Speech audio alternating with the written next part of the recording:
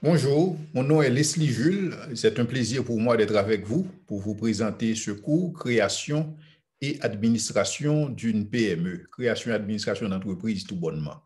Je suis Leslie Jules, je suis professeur à l'université depuis 2002 et j'ai enseigné un certain nombre de matières en rapport avec la gestion des affaires. Des cours comme la création et l'administration d'une PME, la politique d'entreprise, le marketing domestique, le marketing international, la gestion des ressources humaines, la gestion des opérations et de la production, le contrôle de la qualité.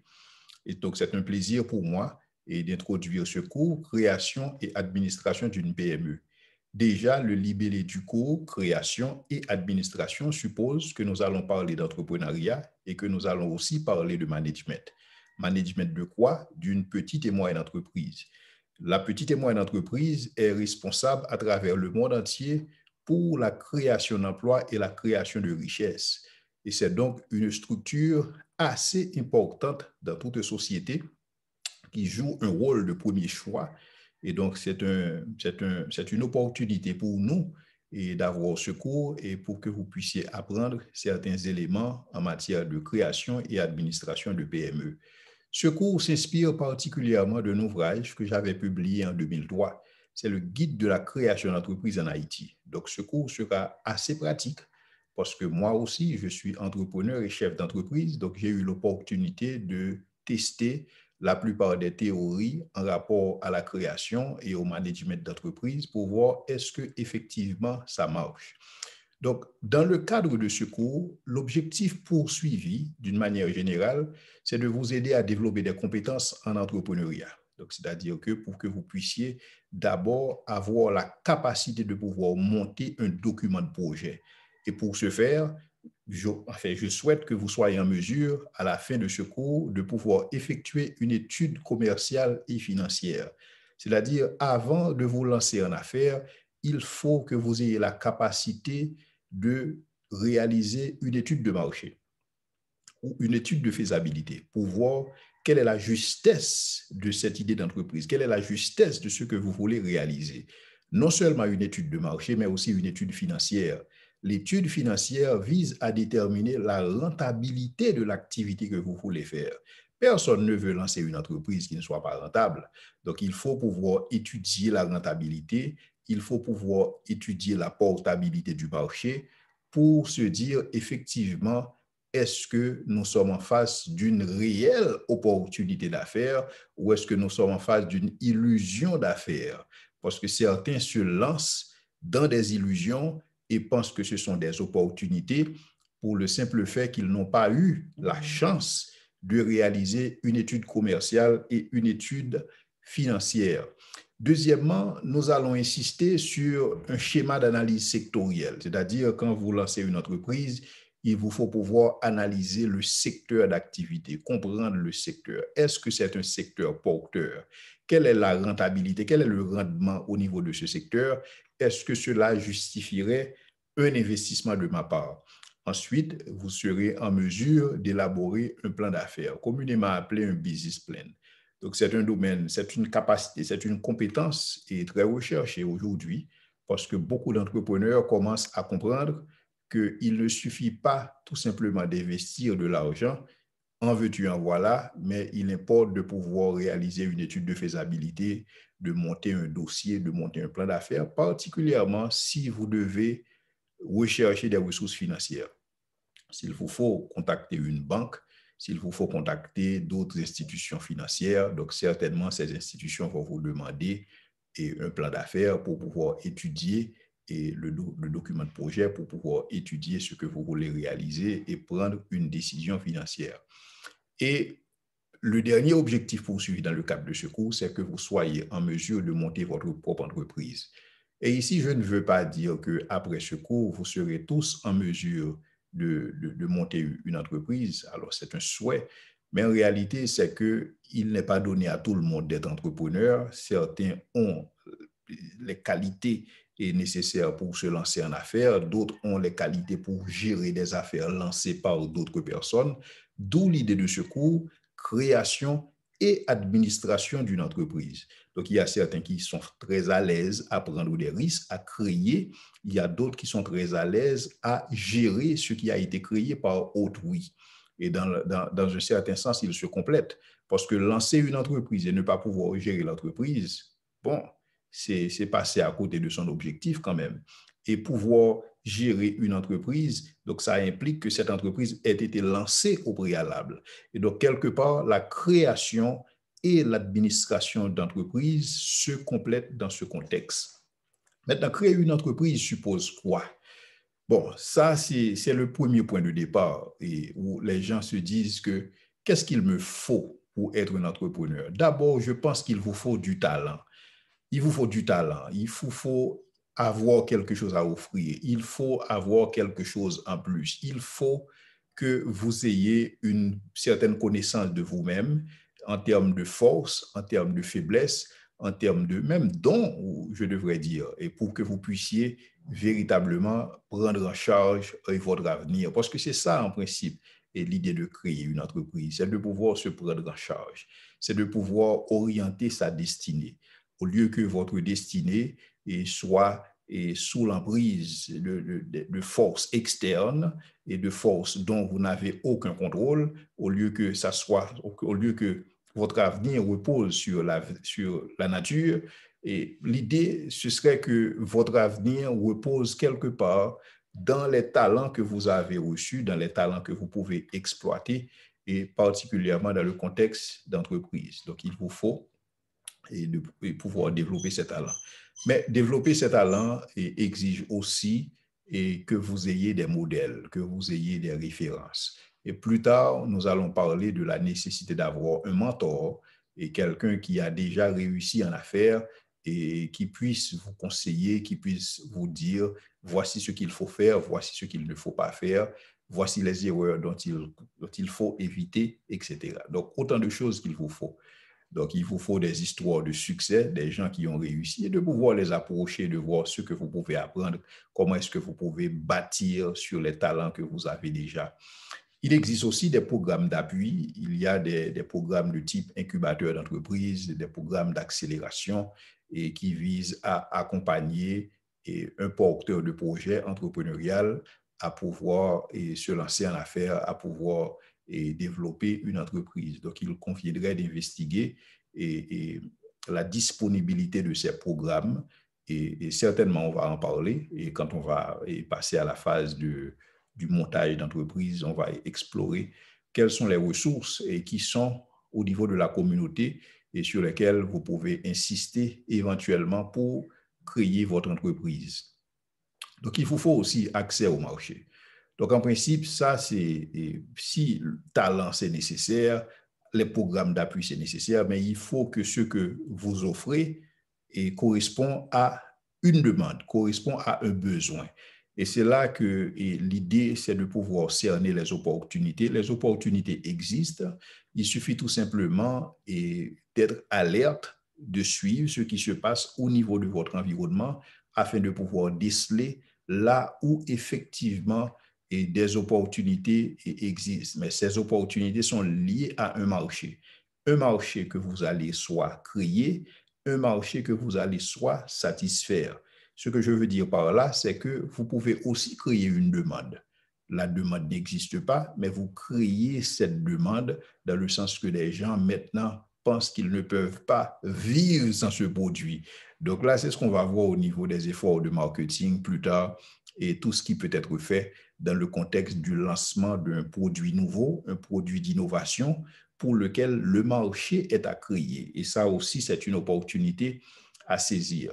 Il faut aussi prendre en compte l'environnement où vous évoluez, parce que l'environnement détermine beaucoup. Dans l'environnement, c'est là que vous, non seulement vous regardez votre segment de marché, vous évaluez ce segment pour voir est-ce qu'il dispose d'un certain pouvoir d'achat et quelles sont les fréquences d'achat et la disposition à acheter votre produit, l'existence et d'autres entreprises et concurrentes qui offrent soit les mêmes produits ou les mêmes services. Donc, il importe pour vous d'avoir une bonne connaissance de votre environnement parce que vous n'allez pas monter une entreprise en vase clos Et aucune entreprise ne peut exister en autarcie, comme on dit. Donc, l'entreprise existe dans un environnement et dans ce contexte, il faut être en connaissance des réalités en rapport à cet environnement. Donc, cela va vous permettre d'évaluer les obstacles en présence et pour pouvoir déterminer votre positionnement. En principe, quelqu'un qui lance une entreprise doit être en connaissance des autres acteurs sur le marché. Parce que l'idée de connaître les autres acteurs, ça va vous permettre de pouvoir mieux vous positionner, à savoir qu'est-ce que vous allez faire différemment. Et c'est ça l'idée de l'entrepreneuriat, c'est faire avancer les choses, c'est proposer de nouvelles choses, proposer des innovations, satisfaire un marché. Donc ça demande une certaine connaissance des obstacles en présence et de pouvoir franchir ces obstacles. Non seulement il existe des obstacles liés aux entreprises qui offrent, mais il existe aussi d'autres obstacles. Par exemple, l'accès au financement, ça peut être un obstacle. Le fait qu'il existe aussi une carence de services publics, ça peut être aussi un obstacle. Tout comme ça peut être une opportunité pour vous et de pouvoir saisir. L'insécurité, ça c'est un obstacle majeur au niveau de la création d'entreprise. Donc, il est pour vous d'évaluer ces obstacles pour voir quelles sont les marges de manœuvre dont vous disposez dans le contexte de votre projet de création d'entreprise. Maintenant, vous voyez, c'est maintenant que je commence à parler de capital. Il vous faut des capitaux pour lancer l'entreprise.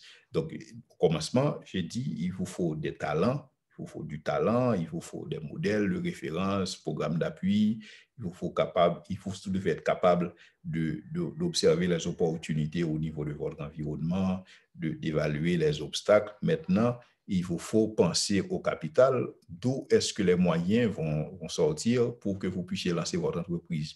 Il vous faut penser aux ressources humaines, est-ce que ces ressources humaines existent? Il y a une structure qui s'appelle capital risque. Le capital risque, c'est le fait que quelqu'un peut vous financer moyennant une certaine contrepartie au niveau de votre entreprise. Donc, il y a des entrepreneurs qu'on appelle des capital risqueurs qui sont toujours à la recherche de start-up. Un start-up, c'est un projet d'innovation, c'est un projet de création d'entreprise. Et en général, les startups sont lancées par des jeunes qui viennent de terminer avec leurs études, qui n'ont pas beaucoup d'argent et qui cherchent un capital risque, comme on dit en anglais, un business angel, et qui soient en mesure de financer leur projet. C'est comme un parrain qui porte le projet. Donc, en principe, un capital risqueur va vouloir disposer d'un certain nombre d'actions assez significatives de l'entreprise dans la mesure où c'est lui qui finance l'ensemble des activités de l'entreprise. Donc ça, c'est une structure dont on va en parler plus tard quand on va voir quelles sont les institutions qui existent dans la communauté et que vous pouvez éventuellement rencontrer dans le cadre de votre projet d'entreprise. Appui gouvernemental. Il y a des programmes d'appui au niveau du gouvernement et aussi au niveau de certaines agences et agences de développement et qui peuvent avoir des programmes pour accompagner et le secteur privé, comme on appelle ces programmes Private Sector Development, et qui offrent souvent des subventions ou un appui technique à des entreprises et pour qu'elles puissent se développer. Prêt bancaire. Donc là encore, il faut évaluer quels sont les produits financiers qui sont disponibles au niveau du secteur bancaire et pour voir quelles sont les opportunités qui s'offrent à vous. Et est-ce que les taux d'intérêt répondent véritablement à ce que vous voulez faire dans votre secteur d'activité? Quels sont les produits financiers les plus opportuns par rapport à ce que vous voulez faire? Donc, autant de choses que nous allons considérer dans la section accès au financement. Le savoir-faire, c'est extrêmement important. Vous devez être en mesure de pouvoir gérer votre entreprise. Donc, il vous faut une connaissance, il vous faut des connaissances ou des compétences en matière de gestion des affaires. Et c'est l'un des objectifs que nous poursuivons dans le cadre de ce cours. Souvenez-vous, le cours, c'est création et administration. Donc, l'administration, c'est la gestion. Il vous faut être en mesure de gérer. Si éventuellement vous n'êtes pas un entrepreneur, dans le sens que quelqu'un qui lance une entreprise, mais vous devez nécessairement avoir des capacités pour gérer même l'entreprise qui a été lancée par quelqu'un d'autre. Donc, un savoir-faire en gestion, c'est important. Il vous faut pouvoir développer des compétences Et comme je l'avais dit tantôt, vous évaluez vos forces et vos faiblesses, et là pour voir qu'est-ce que vous allez faire par rapport à vos faiblesses. Comment est-ce que vous allez trouver ce support nécessaire en termes de complémentarité des gens et qui soient en mesure de vous appuyer dans ce que vous ne savez pas faire. Parce que vous n'aurez pas toutes les compétences. Et même si vous aviez toutes les compétences, il vous faut quand même un support humain. Et donc, dans ce contexte, il vous faut pouvoir explorer et quelles sont les possibilités qui s'offrent à vous dans ce contexte. Le développement personnel, qu'est-ce que vous devez apprendre? Et souvent, on va à l'école, on apprend des choses et qu'on espère pouvoir utiliser à l'avenir. Ben, il arrive que souvent, ce que nous apprenons à l'école, nous ne l'utilisons pas. Nous ne l'utilisons pas. Il y a quelqu'un qui a dit que 80% de ce qu'on apprend à l'école, on ne l'utilise pas. Ce sont les 20% que nous utilisons. Si on considère la loi de Pareto 20-80. Mais et dans le contexte de l'entrepreneuriat, vous n'apprenez pas seulement pour apprendre, vous apprenez en fonction de certains objectifs. Par exemple, si vous voulez lancer une entreprise dans le secteur de la technologie, c'est sûr que vous devez être un maton en matière de technologie. Vous n'êtes pas obligé de connaître toutes les ficelles en matière de technologie, mais vous devez disposer d'un certain prérequis pour vous lancer dans un certain secteur d'activité. Vous voulez lancer une entreprise au niveau de l'agriculture, certainement, vous n'êtes pas obligé d'être un agronome, mais un peu de connaissance en agriculture, des cycles agricoles, du type de produits que vous allez lancer. Donc, certainement, cette connaissance serait nécessaire. Donc, il vous faut avoir un plan de développement personnel, à savoir qu'est-ce que je dois apprendre pour être en mesure de réussir dans cette entreprise. Donc là, dans ce contexte, votre apprentissage, c'est un apprentissage ciblé. Donc, ce n'est pas un apprentissage shotgun, comme on dirait, mais c'est un apprentissage où vous êtes vraiment ciblé, vous savez exactement ce qu'il vous faut développer comme compétence, ce qu'il vous faut avoir comme qualité, et c'est exactement ce sur quoi vous allez insister. Et quand je parle d'apprentissage, je ne veux pas nécessairement dire aller à l'école. Ça peut être d'avoir une bibliographie de livres que vous devrez consulter. Donc, ça veut dire qu'il y a des gens qui sont des experts et qui ont produit des papiers et qui ont des documentations que vous devez nécessairement consulter. Il y a des gens que vous devez interviewer et passer du temps avec eux pour comprendre, si vous voulez, pour apprendre quoi, et ce qu'ils ont eux-mêmes appris et pour vous éviter à faire les mêmes erreurs. Donc ça, c'est extrêmement important dans le contexte d'une entreprise. Mais n'oubliez pas, lancer une entreprise, c'est une question de risque et tout bonnement. Et nous sommes tous appelés à prendre des risques dans ce contexte. Il y a quelqu'un qui a dit que celui qui ne prend pas de risques court autant de risques que celui qui fait quelque chose. Alors, autant prendre des risques.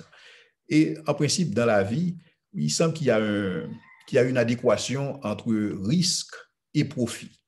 Il semblerait que plus votre risque est élevé, plus votre rendement sera élevé. Plus votre risque est faible, plus faible aussi sera votre rendement dans ce contexte. Et donc, quand on parle d'entrepreneuriat, on parle d'une question de prise de risque. Pourquoi? Parce que tout simplement, vous investissez une somme certaine dans un environnement incertain avec un retour sur investissement incertain. Donc là, ça, vous êtes carrément dans l'incertitude. Et donc, quand on parle d'incertitude, et nous sommes d'emblée dans le risque. Mais cependant, si vous réussissez, donc là, votre rendement sera proportionnel par rapport au risque encouru. Et il n'existe malheureusement aucune école qui apprend comment prendre des risques. Donc, c'est quelque chose qu'il convient de développer. Il y a des gens qui développent cette faculté très tôt dans la vie et qui aiment prendre des risques. Il y a d'autres personnes qui sont beaucoup plus conservatrices et qui n'aiment pas trop prendre des risques. Il y a des gens qui aiment le status quo. Il y a d'autres qui aiment que ça bouge autour d'eux et des gens qui aiment véritablement le changement dans ce contexte. Bon, ça ne veut pas dire que celui qui aime prendre des risques est mieux et que celui qui n'aime pas prendre des risques. Bon, je dirais que celui qui aime prendre des risques est beaucoup plus sage que celui qui ne prend pas de risques, parce que dans la mesure où je vous ai dit tantôt que celui qui ne prend pas de risques court autant de risques que celui qui fait quelque chose. Alors, autant faire quelque chose. Donc, il existe une certaine sagesse et à prendre des risques, à avancer, et indépendamment des incertitudes, indépendamment et de l'environnement où vous vous trouvez. Donc, certainement, il y a toujours quelque chose à faire. Donc, vous devez prendre des risques, vous devez entreprendre et quelque chose. Et souvent, il y a des gens qui ont peur de l'échec et qui ont peur de ce qu'on dira, enfin, ce que les autres vont penser et ce que leur environnement, comment ils seront perçus au niveau de leur environnement. Et là, ils hésitent et véritablement à prendre des risques. Mais cependant, et une fois que vous réussissez, certainement les gens vont oublier les échecs que vous avez essuyés. Ils vont voir tout simplement que voilà quelqu'un qui a réussi et cette personne a réussi pour le simple fait qu'elle a su prendre des risques à un certain moment de la durée. Cependant, l'entrepreneuriat, c'est une affaire de risque, mais c'est une affaire de risque calculé, d'où l'importance de ce cours. Donc, il ne s'agit pas de se lancer à l'aveuglette, c'est comme un saut dans le noir, un saut dans l'obscurité, c'est ça l'entrepreneuriat. Non, il faut prendre des risques, mais il faut calculer ces risques. Il faut pouvoir évaluer les risques. C'est comme pour un assureur. Un assureur qui vend une police d'assurance, certainement, il va faire l'évaluation des risques. Si vous avez une voiture qui doit être assurée, l'assureur va voir quels sont les risques en général et qui peuvent être encourus. Et dans le contexte d'une voiture, il y a des risques de vol, il y a des risques d'incendie, il y a risque de destruction et dans le contexte d'une protestation, comme on en connaît souvent. Donc, l'évaluateur, lui, il va considérer l'ensemble de ces risques et pour voir dans quelle mesure, lui, qu'est-ce qu'il va assurer. Et lui-même, il va se faire assurer par une autre compagnie. Donc, c'est une chaîne si vous voulez, d'assurance et pour s'assurer qu'effectivement, personne ne va prendre des risques inutiles. Donc, dans le contexte de l'entrepreneuriat, il importe pour nous d'évaluer le risque et de voir qu'est-ce qui est mieux. Peut-être que pour certaines personnes, le mieux qu'ils puissent faire, c'est de se trouver un emploi. Et s'ils ne sont pas trop confortables avec le niveau de risque et s'ils ne peuvent pas véritablement évaluer le risque, et peut-être, je dois vous dire en passant que la meilleure façon de commencer avec l'entrepreneuriat, c'est avec un emploi. Parce que déjà, ça vous permet de savoir comment est-ce qu'on fonctionne dans un environnement d'entreprise et ça peut vous permettre d'apprendre le métier et ça peut vous permettre de suivre et en termes de comportement, comment est-ce qu'on gère et comment est-ce qu'on prend des décisions. Parce que là encore, il n'y a pas beaucoup d'écoles, disons, il n'y a presque pas d'école qui apprend à prendre des risques et qui apprend comment prendre des décisions et effectivement comment évaluer enfin, une certaine décision à prendre. Certainement, il y a des théories, mais rien ne remplace la pratique, rien ne remplace l'expérience que vous pouvez accumuler en entreprise avant même de vous lancer en affaires. Et pour certains, l'idée de faire un stage ou de trouver un emploi en entreprise, et ça leur permet aussi d'accumuler un certain capital et pour pouvoir se lancer en affaires après. Parce qu'au moins, si vous allez trouver un accompagnateur pour vous aider à lancer votre entreprise, certainement, il va vouloir savoir combien est-ce que vous allez investir vous-même dans cette activité. Parce que si vous n'investissez absolument rien là-dedans, quelle est votre part de risque? Et si vous ne prenez aucun risque, pourquoi demander aux autres de prendre des risques dans votre affaire? Ça n'a absolument aucun sens. Et donc, d'où l'importance pour quelqu'un de trouver un emploi. Bon, si l'emploi n'est pas disponible dans ce contexte, c'est d'accord. Donc là, on peut rentrer directement dans l'entrepreneuriat. Mais quand même, il vous faudrait toujours avoir un mentor et quelqu'un qui puisse servir de référent et quelqu'un qui puisse vous guider, qui a déjà fait des expériences et qui soit en mesure de vous guider dans ce contexte. Donc voilà, en quelque sorte, l'entrepreneuriat. Donc l'idée, c'était de regarder avec vous les compétences, enfin, créer une entreprise, ce que cela suppose. Et dans un certain sens, cela suppose des talents, cela suppose un savoir-faire, cela suppose des opportunités, cela suppose un capital. Mais dans tout cela, c'est une question de risque. Maintenant, si vous avez des questions, je vous invite à les noter quelque part.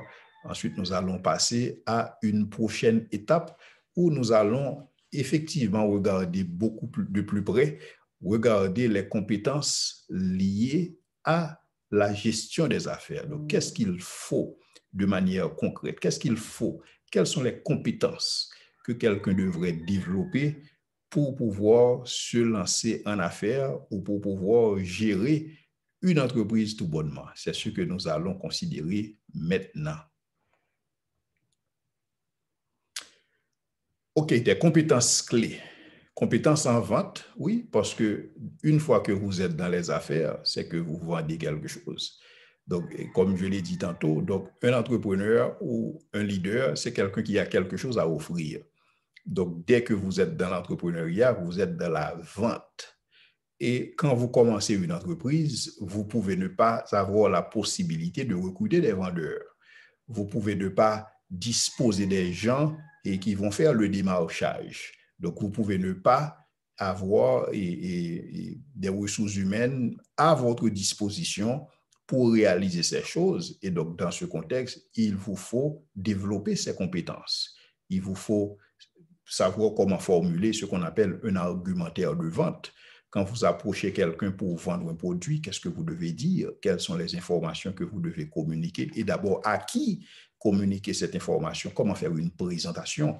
Et comment vous vendre d'abord? D'abord, il y a votre personne, il y a votre personnalité, il y a votre présentation. Et d'abord, vous devez être convaincant et vous devez pouvoir être articulé et dans ce que vous avancez et pour que la personne puisse, pour que votre interlocuteur puisse être en confiance d'abord.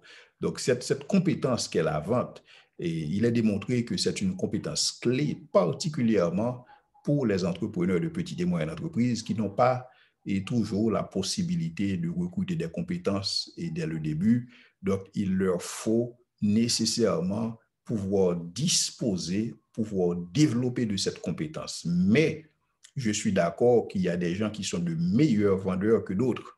Comme on dit, il y a des gens qui peuvent vendre des réfrigérateurs aux Esquimaux. Donc, il y a des gens qui peuvent vendre du n'importe quoi. En fait, là encore, c'est une question de personnalité. Il y a des gens qui sont beaucoup plus tournés vers les autres et que d'autres, il y a certaines personnes qui sont beaucoup plus tournées sur, beaucoup plus repliées sur eux-mêmes et qui ne sont pas de très bons vendeurs. Mais cela n'empêche pas pour quelqu'un d'apprendre. Parce que, comme je l'ai dit au début, quand on est dans l'entrepreneuriat, il faut déterminer qu'est-ce qu'il vous faut apprendre. Parce que maintenant, vous n'apprenez pas uniquement pour avoir un diplôme, vous n'apprenez pas uniquement pour passer un cours, mais vous apprenez tout simplement parce que c'est un métier que vous êtes en train d'apprendre et c'est ce métier qui sera votre gagne-pain. Et donc, dans ce contexte, vous déterminez qu'est-ce qu'il me faut comme compétence dans ce métier-là. En sorte que s'il va exister deux personnes qui soient compétentes dans ce domaine-là, dans ce métier-là, je dois être l'une d'entre elles. Donc, c'est une compétence clé qu'il convient de développer. Une autre compétence, c'est l'anticipation. Maintenant, l'anticipation, c'est cette capacité que vous avez de sonder l'avenir. C'est cette capacité que vous avez de voir qu'est-ce qui doit être fait et de le faire, de pouvoir anticiper les obstacles, anticiper les opportunités. Par exemple, s'il y a un mouvement de population au niveau de votre zone, certainement, ces gens vont avoir des besoins et ces besoins doivent être satisfaits. Et donc, vous commencez déjà par anticiper quels sont ces besoins-là qui existent ou les besoins futurs et que vous allez développer des produits ou des services pour pouvoir satisfaire ces besoins.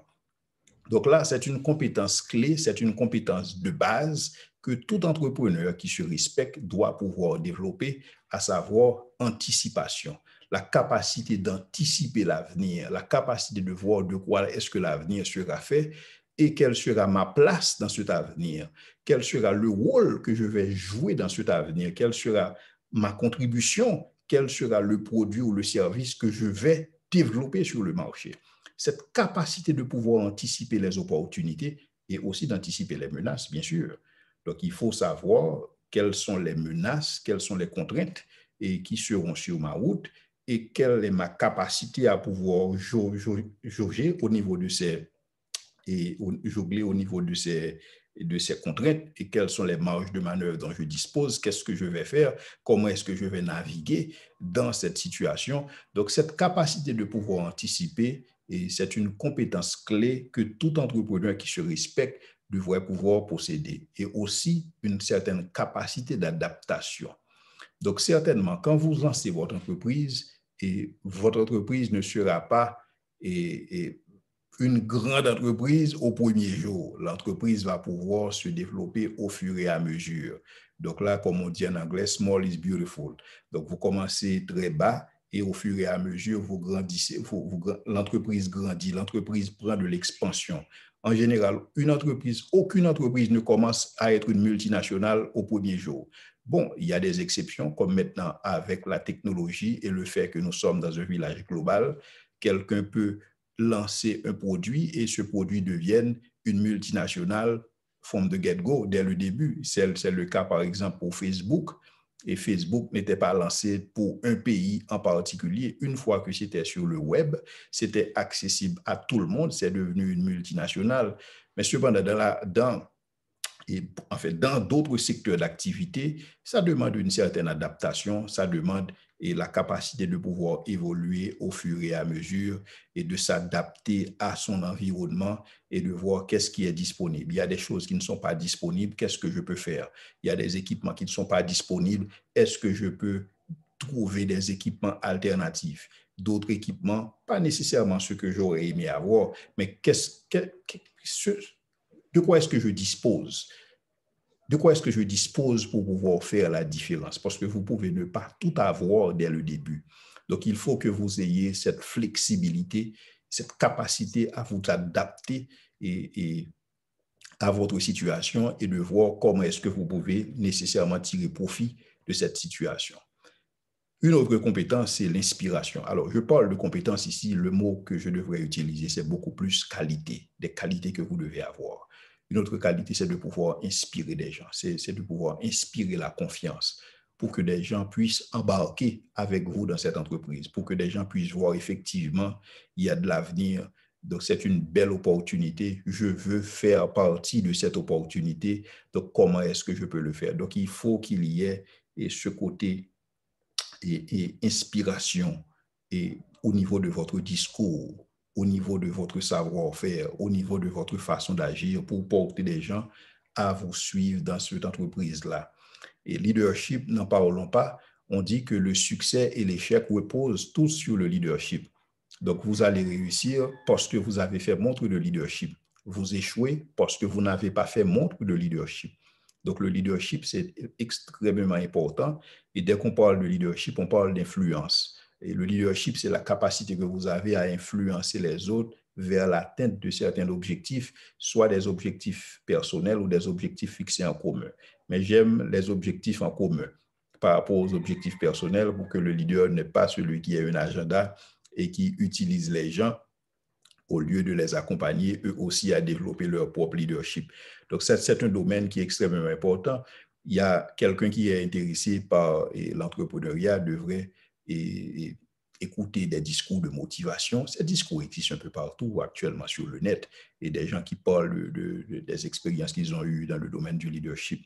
Et John Maxwell, c'est une référence dans le domaine et qui peut effectivement aider quelqu'un à développer ses compétences dans le domaine, la planification.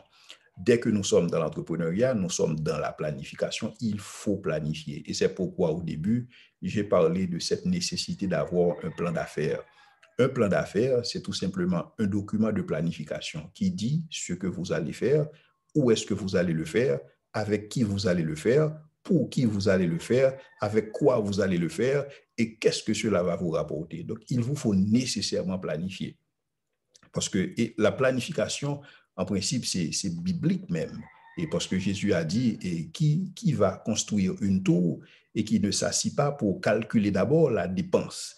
Et quel général va se lancer dans une guerre et qui ne s'assoit pas pour planifier, pour voir est-ce qu'avec 20 000 soldats, il peut affronter 30, 40, 50 000 soldats. Donc, il faut nécessairement que la planification fasse partie de notre ethos. en sorte que les choses ne se font pas et de manière, si vous voulez, de manière à l'improviste, mais qu'il y a une certaine planification et dans ce que vous faites. Souvent, il y a des gens qui me posent des questions à savoir, est-ce que tous les entrepreneurs qui existent ont un plan d'affaires? Est-ce qu'ils ont tous planifié leur entreprise? Bon, là, c'est peut-être là qu'il y a une nuance entre planification et plan d'affaires. Disons que le plan d'affaires, c'est un exercice de planification très avancé, très sophistiqué.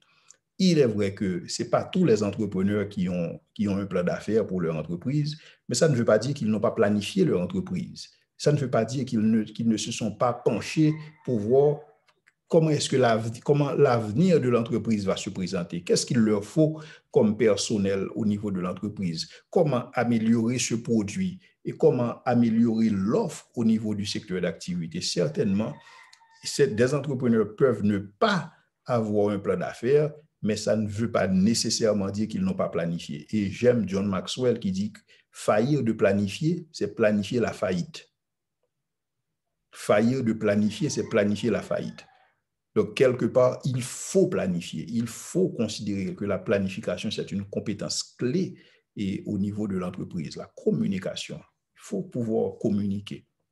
Parce que l'entrepreneur, il doit nécessairement avoir, et en fait, quand je dis nécessairement, ça dépend, il doit nécessairement discuter avec des institutions financières, donc il doit communiquer, il doit les convaincre et pour pouvoir financer son activité. S'il lui faut des actionnaires, il doit pouvoir communiquer ses idées à ses actionnaires. Recruter des employés, ça demande aussi la capacité à pouvoir communiquer une vision à ses employés pour que les employés puissent se retrouver en principe dans cette vision. Donc, la capacité de communiquer est fondamentale pour la personne de l'entrepreneur. Et ça, quand on considère l'ensemble de ces compétences, vente, anticipation, adaptation, inspiration, leadership, planification, la communication, c'est aussi une compétence clé. Non seulement communiquer, mais pouvoir écouter, être à l'écoute du client, être à l'écoute des employés, être à l'écoute de votre environnement. Parce que fort souvent, c'est là que j'ai l'impression que les entrepreneurs ont des lacunes à pouvoir véritablement écouter. Parce que ça demande de pouvoir prendre une pause, ça demande de pouvoir prendre un certain recul et d'entendre. Et d'entendre même ce que vous ne voulez pas entendre. Parce qu'il y a des gens qui sont amoureux de leurs produits, amoureux de leurs services, amoureux de leur entreprise et qui ne veulent pas entendre des idées contraires. Non, il faut prendre en compte les idées contraires, les idées négatives. Il faut prendre en compte les critiques et de voir comment est-ce que vous pouvez vous améliorer. Parce que dès que vous êtes dans l'entrepreneuriat, vous êtes dans ce cycle d'apprentissage continu. Et c'est pourquoi Joseph Schumpeter, lui, il voit dans l'entrepreneuriat une affaire d'innovation, d'une innovation perpétuelle, une innovation continue où l'entrepreneur constamment se remet en cause, où l'entrepreneur constamment se remet en question pour pouvoir développer mieux, pour pouvoir faire mieux, pour pouvoir vendre mieux, pour pouvoir mieux réussir en affaires. Et ça demande de pouvoir rester à l'écoute, de ce qui se passe au niveau de votre environnement, la capacité de négocier avec des fournisseurs, négocier avec des clients, même négocier avec les employés, négocier avec l'État, avec le gouvernement, négocier avec le reste du monde, dépendamment de la taille de votre entreprise. Donc ça, c'est une capacité qui est extrêmement utile au niveau de l'entrepreneuriat. Donc, si vous voulez développer ces compétences et vous allez voir comment est-ce que ça va vous aider, non seulement au niveau personnel en tant qu'individu, mais aussi au niveau de votre entreprise. Vous ne pouvez ne pas développer des compétences en vente, particulièrement si vous allez lancer une petite et moyenne entreprise où vous n'aurez pas toutes les compétences nécessaires avec vous. Il vous faut pouvoir développer ces compétences en vente, compétences en anticipation, compétences en inspiration, compétences en adaptation, en leadership, en planification, en communication, en écoute, en négociation. Donc, autant de compétences dont l'entrepreneur doit disposer, autant de flèches dont l'entrepreneur doit pouvoir disposer et pour pouvoir réussir en affaires. Maintenant, j'aurais aimé vous demander, est-ce que vous voyez des compétences additionnelles qui ne sont pas mentionnées dans cette liste? Parce que certainement, cette liste ne peut pas être exhaustive. Est-ce que vous pensez à d'autres compétences que vous pourriez ajouter à cette liste, ne serait-ce que pour la compléter? Qu'est-ce que vous ajouteriez à cette liste de compétences?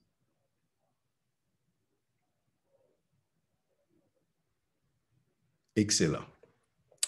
Maintenant, toujours regarder droit devant soi. Donc ça, c'est ça l'entrepreneuriat. L'entrepreneuriat n'est pas tourné vers le passé, mais est tourné vers l'avenir. On regarde droit et devant soi pour s'assurer que et on a l'avenir en face de soi et on sait de quoi on évalue pour voir ce qui peut être fait et quelle est votre responsabilité dans le processus.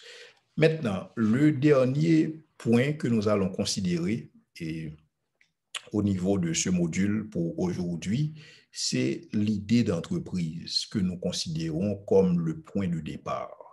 Donc, quand on parle d'entrepreneuriat, on parle d'abord d'idée d'entreprise. Et je dois vous dire en passant que tout ce qui existe est le produit d'une idée. Il n'y a absolument rien qui existe sur la Terre qui ne soit pas le fruit d'une idée. Même nous autres qui existons, nous sommes le fruit d'une idée, l'idée de Dieu qui a dit « Faisons l'homme à notre image et selon notre ressemblance ». Donc, nous sommes le produit d'une idée. Tout ce qui existe résulte d'une idée. Une table existe, c'est parce qu'un jour, quelqu'un a eu une idée qu'il serait beaucoup plus confortable d'avoir un support pour écrire, pour travailler ou pour manger. Et ça, le truc a été créé et on a décidé de l'appeler table.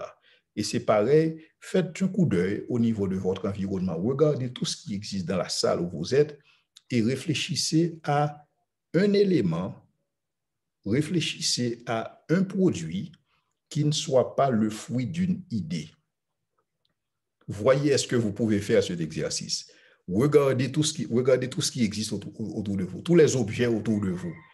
Regardez s'il y a un objet qui ne serait pas le produit d'une idée. Et vous allez voir que c'est le point de départ de l'entrepreneuriat. Souvent, il y a des gens qui se disent que si j'avais de l'argent, je ferais X, Y, Z. Donc, pour eux, le point de départ, c'est l'argent. Le point de départ n'est pas l'argent. Le point de départ, c'est l'idée d'entreprise. Et c'est là que tout ça commence. Tout commence ici. Et la pauvreté commence ici aussi. Donc là, il faut que vous ayez une idée d'entreprise. Qu'est-ce que vous voulez entreprendre? Qu'est-ce que vous voulez faire? Et cette idée, souvent, elle provient de votre environnement. Elle provient de votre capacité à évaluer votre environnement, à faire, comme on dit en anglais, un CAT scan, à scanner votre environnement pour voir qu'est-ce qui manque, qu'est-ce qui devrait être. Non pas seulement ce qui est, mais ce qui devrait. Et de vous dire ce qui manque, comment est-ce que moi je peux l'apporter? Comment est-ce que je peux l'offrir? Ou comment est-ce que je peux l'offrir différemment? Et c'est là que l'idée d'entreprise émerge. Et c'est là que vous devenez entrepreneur. Vous devenez entrepreneur parce que vous avez ce sens d'observation. Vous observez ce qui se passe dans votre environnement et vous vous dites, je dois faire quelque chose. Maintenant, je vous invite à le faire. Je vous invite à réfléchir un moment à votre environnement, à votre quartier, à votre communauté, à votre ville, au pays, au monde entier, si vous voulez, et de voir qu'est-ce qui manque. Qu'est-ce qui aurait pu marcher? Qu'est-ce qui aurait pu être fait autrement? Qu'est-ce que je peux faire moi-même? Et commencez par rédiger votre idée d'entreprise, commencez par coucher cette idée sur une feuille de papier et de développer l'idée. C'est ce processus que les Canadiens appellent idéation. Donc, c'est un processus qui vise à développer une idée, à comprendre l'idée du début à la fin, à maîtriser l'idée, à accoucher l'idée, en principe jusqu'à ce que l'idée devienne réalité. Donc, en principe, c'est ainsi qu'on crée une entreprise. Il y a des entreprises qui sont créées, il y a des idées qui sont découvertes suite à une activité professionnelle exercée auparavant. Par exemple, vous avez travaillé dans une entreprise, vous voyez comment l'entreprise satisfait son marché, vous voyez qu'il y a d'autres produits ou services que l'entreprise aurait pu offrir, mais qu'elle n'offre pas, et que la clientèle est intéressée. Donc, si vous n'êtes plus dans cette entreprise, bien sûr, en fait par souci professionnel aussi, donc vous pouvez vous lancer dans cette activité où vous avez maintenant des gens qui ont des besoins qui ne sont pas présentement satisfaits et vous allez satisfaire ce besoin. Et l'avantage dans une telle entreprise, c'est que vous connaissez très bien le secteur, vous avez une idée de la clientèle, vous connaissez très bien les besoins et vous avez une meilleure maîtrise de ce contexte-là et vous lancez ce produit. Et même en lançant ce produit ou ce service, vous pouvez même devenir, si vous voulez, un fournisseur pour l'entreprise dans laquelle vous avez travaillé.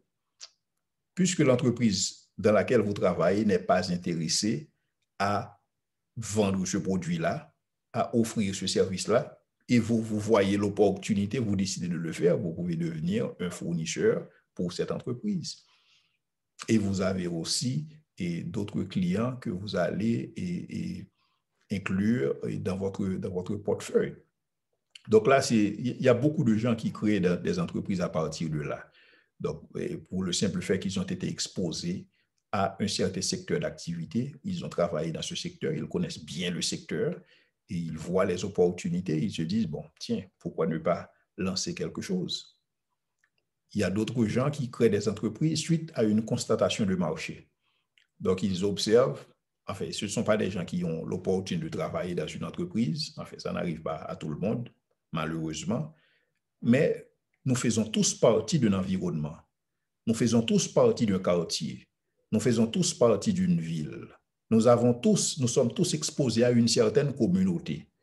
Donc, nous pouvons observer notre communauté pour voir quels sont les besoins, qu'est-ce qui manque, et de là à pouvoir dégager des opportunités d'affaires. Et ce qui manque, comment est-ce que je peux le combler? Qu'est-ce que je peux apporter? Et c'est là que l'idée d'affaires commence à émerger. Donc, nous commençons à voir ce qui peut être fait différemment.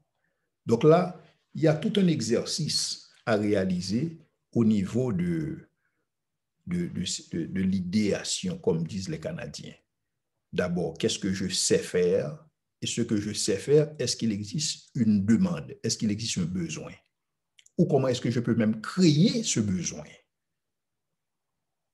Ou qu'est-ce que j'observe dans mon environnement en termes d'opportunités que là, effectivement, je peux saisir. Donc, dans le contexte d'une entreprise, on va se poser la question à savoir, est-ce que nous sommes en face d'une idée de création d'entreprise ou d'une reprise d'entreprise? Ça aussi, c'est un domaine que nous allons aborder plus tard. Le fait pour quelqu'un de pouvoir reprendre une entreprise en difficulté. Une entreprise peut être en difficulté, soit pour des raisons financières ou pour des raisons de mauvaise gestion. Et cette entreprise peut être redressée et peut être reprise par un autre entrepreneur qui peut faire la différence. Maintenant, qu'est-ce que vous envisagez? De travailler seul ou en équipe? Donc, est-ce que vous allez lancer une entreprise individuelle ou est-ce que vous allez lancer une société? Et plus tard, nous allons voir les différents types de sociétés qui existent. Donc là, vous commencez à travailler votre idée. Qu'est-ce que vous allez faire? Est-ce que vous allez créer une entreprise nouvelle ou est-ce que vous allez accompagner quelqu'un d'autre qui est déjà dans son entreprise et qui veut avoir un partenaire et que vous pouvez éventuellement apporter quelque chose? Est-ce que vous allez lancer seul? Est-ce que vous allez lancer en équipe? Dans quel secteur d'activité est-ce que vous voyez? Est-ce que vous serez dans la fabrication? Est-ce que vous serez dans la distribution ou si vous voulez l'intermédiation? Est-ce que vous serez dans l'achat et vente? Est-ce que vous allez lancer une entreprise de prestation de services? Donc, quel type d'entreprise est-ce que éventuellement vous allez lancer? Dans quel secteur? Est-ce que c'est le secteur agricole, le secteur transport et communication, l'agro-industrie, activités financières, hôtels et restaurants, construction, services aux entreprises, commerce, réparation, services aux particuliers? De quel secteur est-ce que vous vous voyez? De quelle commune? De quel département? Dans quelle région? Dans quelle ville? Et quand est-ce que vous envisagez de démarrer l'entreprise? Quels sont vos atouts? On a parlé tantôt de talents, de capacités dont vous devez disposer. On a aussi parlé d'obstacles à franchir. Et quelles sont les contraintes éventuelles que vous voyez par rapport à votre réalité? Maintenant, c'est autant de questions que je vous invite à considérer dans le contexte de votre idéation, c'est-à-dire le processus de développement d'une idée, à savoir qu'est-ce que vous voulez faire. Donc là, j'ai mis dans le PowerPoint un ensemble de secteurs économiques et un ensemble de réflexions que vous pouvez éventuellement considérer dans le contexte de ce premier module et de vous lancer en affaires. Maintenant, ce que nous avons vu aujourd'hui, et pour faire un petit rappel, c'est que d'abord, pour lancer une entreprise, il vous faut pouvoir anticiper qu'est-ce que cela suppose. Cela suppose quoi? Cela suppose un savoir-faire, cela suppose des talents, cela suppose des opportunités, cela suppose un capital. Et aussi, c'est une affaire de risque, mais pas de risque, ne serait-ce que pour prendre des risques, mais des risques calculés. Et d'où la nécessité d'un plan d'affaires. C'est pourquoi un plan d'affaires peut vous aider non seulement à anticiper quels sont les avantages, mais aussi quels sont les inconvénients dont il faut tenir compte dans le contexte de votre entreprise. On a parlé de différentes compétences ou, si vous voulez, des qualités que l'entrepreneur doit pouvoir disposer. Des qualités comme la vente, l'anticipation, l'adaptation, l'inspiration, la planification, la communication, l'écoute, le leadership, la négociation. Autant de compétences que l'entrepreneur doit disposer pour pouvoir réussir en affaires. On a aussi parlé du fait que tout commence à partir d'une idée et un projet d'entreprise ne commence pas avec de l'argent, mais ça commence avec une idée. Donc, ne me dites pas que si j'avais de l'argent, je ferais ci, je ferais ça. Dites-moi de préférence, quel est votre rêve? Quel rêve est-ce que vous poursuivez? Quelle est votre idée d'entreprise? Comment est-ce que vous voyez votre avenir? Et je pense que ça, c'est le point de départ pour toute personne de se dire comment est-ce que je me vois d'ici 3 à 5 ans? Dans 3 à 5 ans, je suis quel type de personne et je fais quoi dans 3 à 5 ans? Et vous observez votre environnement pour dire par rapport aux compétences dont vous disposez, par rapport à votre expérience professionnelle, personnelle, qu'est-ce que vous pourrez faire différemment? Et l'idée d'entreprise peut ici émerger, tout comme l'idée peut émerger dans le fait que vous observez votre environnement pour voir quels sont les besoins qui existent et comment est-ce que vous êtes en mesure de satisfaire ces besoins-là.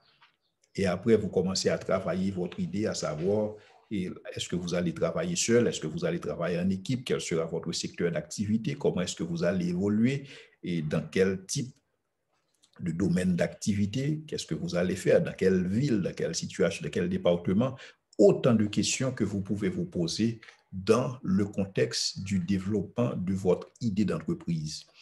Maintenant, une fois que vous avez l'idée d'entreprise, une fois que vous avez fait ce premier travail d'idéation, maintenant, il s'agit de convertir votre idée d'entreprise en plan d'affaires. Et c'est ce que nous allons voir dans le prochain module, à savoir comment effectivement monter un plan d'affaires. Quelles sont les différentes composantes d'un plan d'affaires? Comment articuler un plan d'affaires et comment effectivement vendre ce plan d'affaires et implémenter ce plan d'affaires. Voici ce qui va faire l'objet de notre prochain module. En attendant, si vous avez des questions, je suis très intéressé à les entendre.